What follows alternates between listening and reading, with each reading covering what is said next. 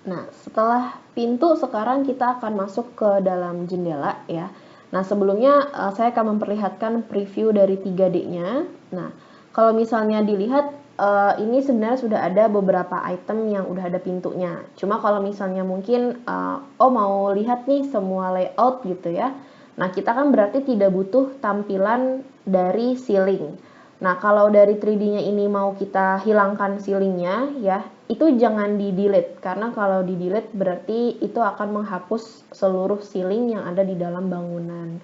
Jadi kalau kita mau spesifik hanya menonaktifkan tampilan dari ceiling, kita bisa atur objek tersebut dari visibility graphic. Nah, caranya kita masuk dulu ke dalam tab view ya. Lalu pilih di sini visibility graphic atau VG. Kita pilih visibility graphic. Nah, di sini nanti ada tampilan untuk beberapa kategoris. Ada model kategoris, annotation kategoris, analytical model, import kategoris, dan filter. Kalau model, ini adalah settingan untuk objek-objek yang ada di dalam project kita. Contohnya seperti dinding, pintu, jendela, ceiling, lantai, tangga, dan lain-lain. Kalau annotation itu lebih ke arah notasi-notasi atau detail item yang ada di dalam project kita. Contohnya seperti tampilan dimensi, grid, level, teks, dan lain-lain. Analytical itu digunakan hanya untuk objek struktur, karena objek struktur itu biasanya memiliki garis analitik untuk ditambahkan pembebanan.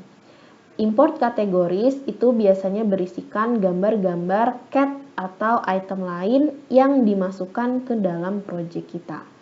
Kalau filter itu biasanya adalah settingan filter yang kita buat untuk isolate ataupun hidden items ataupun group. Nah, kalau untuk menghilangkan ceiling itu kita masuknya ke bagian model kategoris. Nah, di sini kita bisa cari mana ceiling. Nah, ini tinggal kita unchecklist di bagian ceilingnya. Lalu, kalau misalnya sudah kita unchecklist, itu bisa langsung kita oke aja. Ya. Nah, hanya saja settingan untuk visibility graphic ini spesifik hanya akan berlaku di tampilan yang sedang kita buka. Jadi kalau misalnya Bapak atau Ibu nanti buka lagi di bagian ceiling plan ataupun dari floor plan yang lain, ceilingnya itu akan tetap ada. Jadi pengaturan visibility graphic hanya berlaku spesifik di tampilan yang sedang kita buka saja. Ya. Oke, nah lalu kita bisa ini ya, bisa kita orbit. Nah, kelihatan ya, ini ada sliding door-nya, lalu ada pintu kacanya dan lain-lain seperti ini. Ya. Nah, sekarang kita akan lihat dulu plan untuk melihat tipe-tipe jendela. Nah, ini ada jendela yang single, lalu ada yang triple seperti ini ya. Lalu kalau saya lihat dari pandangan, ini kebanyakan memang jendelanya itu tinggi ya, kecuali untuk kamar mandi itu ada yang kecil. Nah, untuk jendela ini ya, kita nanti akan harusnya kita akan melihat detail ya. Jadi biasanya harusnya ada detail jendelanya, misalnya berapa tebal kacanya, lalu misalnya berapa tinggi total, lebar total, itu biasanya ada gambar detailnya ya. Tapi nggak masalah, sebagai contoh kita akan menggunakan bawaan dari Revit. Nah, ini saya masuk lagi ke ground floor ya. Lalu saya masuk dari arsitektur, lalu pilih yang window. Nah, untuk window di sini juga sudah ada beberapa tipe, ada yang M-fix, window casement double, window double hung, dan lain-lain. Nah, kalau misalnya kita mau menambahkan tipe lain ke dalam project kita bisa pilih di sini LUT family. Ya, lalu masuk lagi ke My Computer, ke Windows C, program data, Autodesk, Revit RVT 2020, Libraries, US Metric. Ya. Nah, ini bisa kita pilih ada foldernya sendiri. Jadi kalau tadinya doors itu bisa di back aja. Kita pilih di sini yang Windows. Nah, nanti di sini bisa dicek ya, mana tipe jendela yang akan kita gunakan. Misalnya ini kan ada yang 3 tadi ya. Nah, ini mungkin akan kita gunakan triple horizontalnya. Lalu single juga ada tadi ya, double ada nggak? Coba kita cek. Double itu 1, 3. Oke, double ada, berarti double akan masuk juga ke dalam list kita. Ya. Triple casement juga ada, awning triple ya, nanti kita akan coba cek.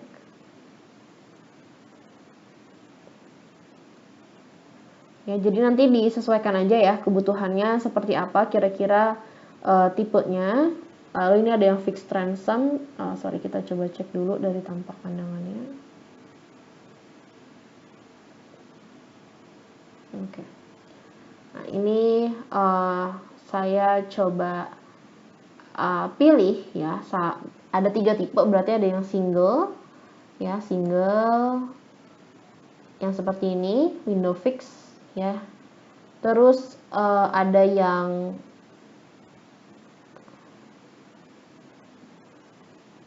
enggak, bukan yang ini ya tipenya ya, triplenya ini 1 triple dan juga yang double.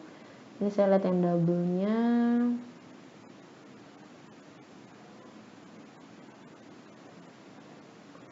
Ya, kita coba cek dulu satu-satu. Oke, singlenya casement double ini bisa kita gunakan ya. Jadi ada 3 item yang saya masukkan. Kita open aja. Ya. Nah, nanti di sini sama kita harus pilih dulu untuk tipe jendela yang mau kita gunakan tipe berapa. Tapi kalau misalnya pun tidak ada ukuran yang mau kita gunakan, itu masih bisa kita custom. Jadi nggak masalah ya. Ini kita pilih random aja, nggak apa-apa. Ya. Kalau udah kita tinggal oke. Ya. Ini ada item yang sudah di load sama Revit. Jadi kalau ada yang double biasanya dia akan mengirimkan notification. Kita bisa override aja. Nah, kalau sudah nanti dia akan loading ya. Dan kita bisa langsung placement. Nah, ini kalau saya lihat lagi ada 1, 2, 3. Ini untuk yang bagian bedroom ya, untuk yang kamar mandi. Jadi saya bisa coba kecilkan ukurannya. Jadi saya bisa edit type ya. Karena saya mau ukurannya misalnya 30 kali 50 ya untuk kecil. Nah, jangan lupa ini diduplikat karena kita akan membuat tipe baru ya. Berarti ini saya setting ke 300 dikali misalnya 500. Oke. Nah, lalu nanti di sini ada material and finish-nya, itu bisa diatur mau materialnya menggunakan yang mana ya. Lalu kita atur width sama height-nya. Width-nya karena dia lebih lebar, jadi ini 500, height-nya itu hanya 300. Oke. Nah, kalau misalnya sudah diatur seperti ini, nah kita kan tinggal placement. Tapi sebelum kita placement, kita bisa atur dulu sill height-nya. Sill height ini adalah untuk mengatur ketinggian jendela dari level sampai ke sisi paling bawah dari jendelanya. Nah, kalau kita lihat kan ini di bagian kamar mandi itu kan dia memang agak sedikit lebih tinggi ya. Berarti kita bisa atur misalnya ini di 2500 atau di 2200. Ya, sill height-nya, nah lalu arahkan seperti ini, klik, arahkan lagi, klik, ya, ini di sisi-sisi kamar mandinya, lalu kita coba cek lagi plan-nya. Oke ya, jadi kamar mandi situ. Lalu sekarang kita placement untuk yang 3 objek ya, 3 panel. Kita bisa masuk ke window casement triple ya.